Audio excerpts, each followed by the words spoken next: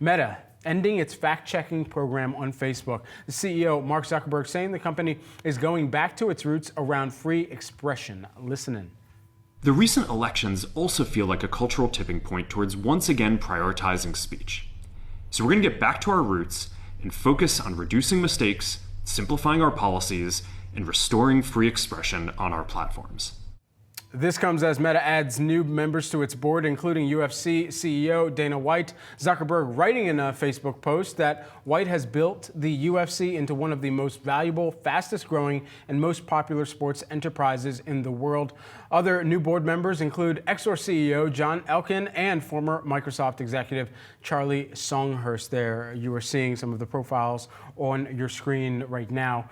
I think more notably here with some of the new picks, the larger tenor that we're seeing is not even just what Mark Zuckerberg was talking about within that video in a cultural shift that, at least from his perspective, does elucidate an opportunity for them to back off some of the more strict content policies, but more so how he would like to have some of those same profiles who've been vocal supporters of the incoming president by his side and potentially locking arms as they're also trying to make sure that they stay in good favor with the incoming administration. Yeah, you know, it's an interesting move. You have Dana White joining the board, obviously very close ties to Trump, like you were just laying out there. Also, Meta ending its fact-checking program. The reason why this is significant, obviously, some of the criticism that we've heard from President-elect Trump over the last several years towards Meta, towards Facebook specifically, towards Instagram, and Meta coming out saying that now they believe that they've gone, quote unquote, too far. So this certainly is a huge shift here, just in terms of what this means, how much of a play it is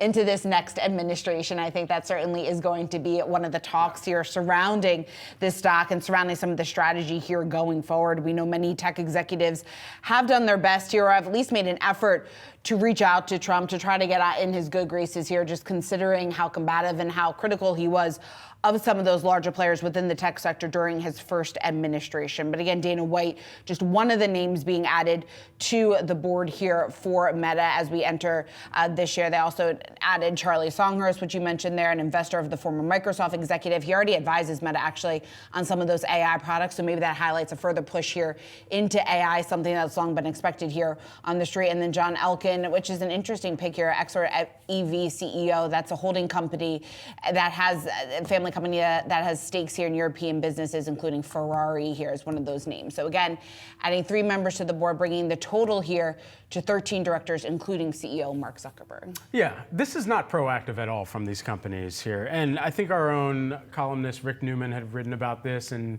calling it essentially a kiss the ring moment for some of the major executives that are lining up to try and make sure that in reactive fashion to the outcome of the election, they are not out of the good graces of incoming President Trump, and that they don't see the same type of vitriol directed towards their company. Now, shareholders out there that are watching some of these moves, they're probably as well breathing a bit of a sigh of relief, hoping that their executives are making the right moves either to position the companies to be benefits of some of the incoming administration's prioritizations, whether that be on anything from energy all the way into social media.